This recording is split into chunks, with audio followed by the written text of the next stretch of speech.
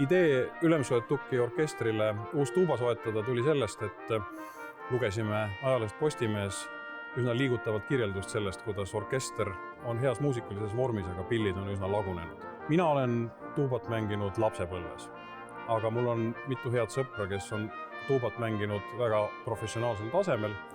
Rääkisin nendega, ka neile hakkas idee meeldima ja Urmas Kõiv, kes on Eesti üks paremaid tuubamängijaid läbi ajaloo, võttis ideest kinni ja otsis välja terve hulga endisi ja tänaseid tuubamängijaid. Ja nii endised tuubamängijad, tänased tuubamängijad, nende sõbrad, tuttavad, koorilauljad, muidu muusikasõbrad annetasid kenasti raha, nii et kokkuvõttes saime me kokku 2 tuuba raha. Kogunenud rahast piisas nii paljuks, et lisaks siis 1 tuubale saame me osta veel 1 tenori ja 2 alti. Tuuba mängimisel on üks lihtne asi, mida tuleb teha. Teda tuleb mängida. Sest kui sa seda tuubat mängid, siis hakkab see üha paremini kõlama.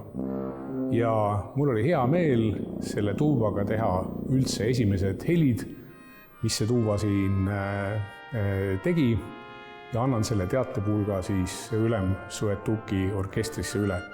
Et mul on väga hea meel selle üle. Ma tahan väga tänada kõiki annetajaid. Need annetused kogunesid 25, 50 ja 100 eurostest annetustest ja annetajaid oli rohkem kui 50. Suur tänu teile kõigile selle eest.